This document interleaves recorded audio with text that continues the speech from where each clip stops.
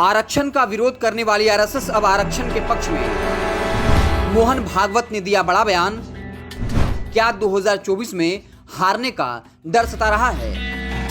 कभी अमित शाह ने इठलाते हुए कहा था, हम आने वाले 50 सालों तक सभी राज्यों सहित पूरे देश पर करेंगे राज। भाजपा के राष्ट्रीय अध्यक्ष जेपी नड्डा ने कहा था, सभी क्षेत्रीय पार्टियां हो जाएगी खत्म, सिर्फ बचेगी भाजपा जो देश पर करेगी शासन। लेकिन सच ही कहा गया, अहंकार तो रावण का भी न रहा, तो फिर किसी राजनीतिक पार्टी की आखिर क्या ही बिसात है। गोदी मीडिया जो दिन रात करती रहती है मोदी सरकार का गुणगान, नहीं कर सकती एक भी सख्त सवाल पूछने की हिमाकत। उसी के सर्वे भाजपा की हालत बता रहे खराब। टाइम्स नाउ की सर्वे ने ही बताया, लोकसभा चुनाव में भाजपा बहुमत से रह सकती है दूर। इसी साल के अंत में 5 राज्यों में होने हैं चुनाव। सारे सर्वे भाजपा के खिलाफ हैं। आरएसएस ने भी अपने सर्वे में बताया, हम सिर्फ मोदी मैजिक के जरिए नहीं जीत सकते चुनाव। अभी से ही भाजपा के खिलाफ पूरे देश में माहौल बनने लगा है। अगर इन 5 राज्यों में बीजेपी चुनाव हारती है तो इसका साफ असर 2024 के लोकसभा चुनाव पर पड़ेगा। आरएसएस को भी देश का माहौल डराने लगा है। वह जानती है अगर बीजेपी सत्ता से बाहर हुई तो उसकी भी खैर नहीं। राहुल गांधी रह रहकर आरएसएस पर करते रहते हैं हमला। आरएसएस अब खुलकर उतर आई है आरक्षण के पक्ष में। 2015 में मोहन भागवत ने आरक्षण के खिलाफ दिया था बयान। लालू यादव ने इसी बयान के बहाने बिहार में बीजेपी को करारी शिकस्त दी थी, वो भी तब जब पूरे देश में मोदी लहर अपनी प्रचंडता पर था। इसी डर से अब मोहन भागवत ने आरक्षण के पक्ष में खुलकर बयान दिया। आखिर मोहन भागवत ने ऐसा क्या कहा, क्यों कहा जा रहा? आरएसएस को भी अब 2024 के लोकसभा में बीजेपी के हार का डर दिख रहा है। देश के माहौल से डरने लगी है आरएसएस सहित भाजपा।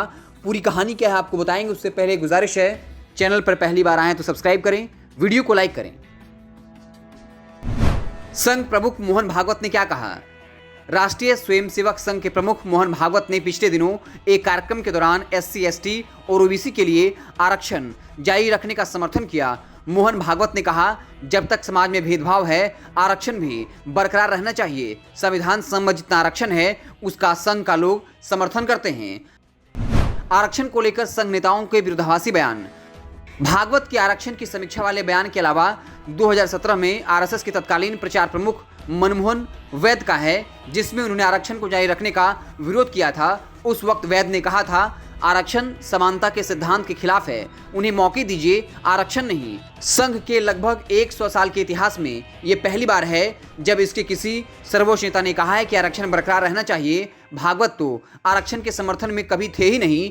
इनके पूर्ववर्तियों ने कभी भी इसकी हिमायत नहीं की। बीपी सिंह सरकार की ओर से मंडल आयोग की सिफारिशों को लागू करने के ऐलान के बाद संघ ने इसकी खिलाफत करते हुए ऑर्गेनाइजर के पृष्ठों पर तर्क दिया। बीपी सिंह समाज के मंडलकरण कर के माध्यम से हिंदुओं को अगड़ी पिछड़ी और हरिजन जातियों के आधार पर बांटना चाहते हैं। आखिर आरएसएस को क्यों डर लग रहा है? राजनीतिक विश्लेषकों का मानना है, एससी, एसटी और ओबीसी के लिए आरक्षण जारी रखने वाला भागवत का मौजूदा बयान चुनावी राजनीति का तकाजा है, क्योंकि इस साल राजस्थान, मध्य प्रदेश, छत्तीसगढ़, मिजोरम, तेलंगाना के विधानसभा चुनाव हैं और उसके बाद 2024 के लोकसभा चुनाव। संघ प्रमुख मोहन भागवत ने आरक्षण के समर्थन में इसलिए बयान दिया कि बीजेपी को इन चुनावों में किसी मुश्किल स्थिति का सामना न करना पड़े। इसमें संघ का भी फायदा है। भारतीय जनता पार्टी के लिए कोई परेशानी न हो, इसे लेकर भागवत अभी से सचेत हैं। भारतीय जनता पार्टी जब सत्ता में रहती है तो संघ को काफ़ी फायदा होता है। पिछले 9 साल में संघ के तमाम स्कूल, कॉलेजों, संगठनों को आर्थिक सहायता मिली है। सरकार के कहने से कॉरपोरेट हाउस भी उनकी आर्थिक मदद करते हैं। वाजपेयी जी के समय जो शिकायत होती थी कि संघ को नजरअंदाज किया जा रहा है, वैसा इस समय नहीं है। 2015 में चुकानी पड़ी थी कीमत।